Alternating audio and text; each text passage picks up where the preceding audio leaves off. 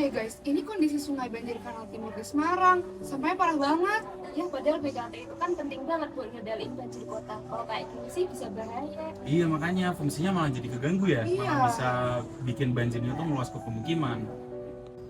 Yud, menurut lu gimana sih cara buat ngatasin banjir di BKT Semarang ini?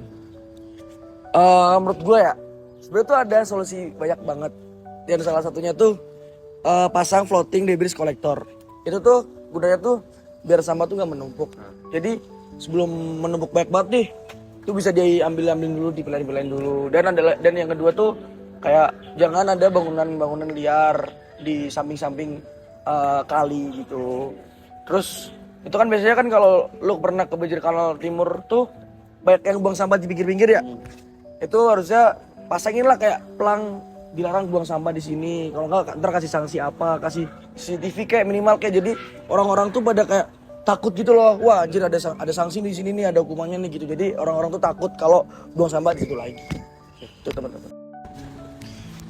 Jadi sampah di Semarang ini, terutama di BKT Semarang, itu udah parah banget. Bisa ngejadiin air tersumbat. Terus apalagi kalau hujan deras tuh, itu bisa air tuh bisa meluap ke jalan-jalan, bisa menyebabkan banjir. Ya, selain itu juga kualitas air jadi turun, nilai TPS tinggi, air jadi keruh dan bau. Tentu akan membahayakan buat kesehatan.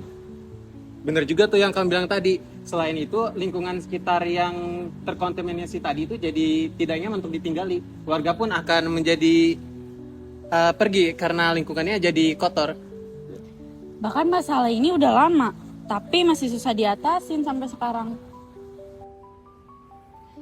Penyebab utamanya banyak warga bantaran sungai langsung buang sampah ke air, jadi gampang banjir deh. Iya, apalagi aktivitas pasar itu tuh pada suka buang sampah ke sungai. Nah ini tadi juga pengelolaannya belum maksimal.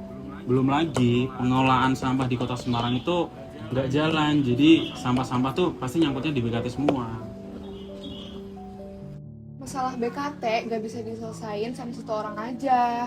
Nah makanya harus ada kerjasama antar pihak kan, kayak dinas kebersihan, dinas lingkungan hidup, dinas pekerjaan umum, terus semuanya termasuk masyarakat setempat.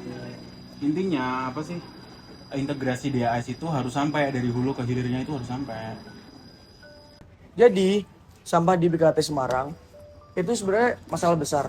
Cuman bisa diatasi dengan cara bareng-bareng. Seperti mulai dari hal kecil, jangan buang sampah sembarangan.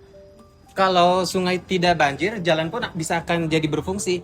Jadi akhirnya banjir pun bisa berkurang dan kota menjadi lebih nyaman. Yuk sama-sama jaga sungai kita agar Semarang lebih bersih dan sehat.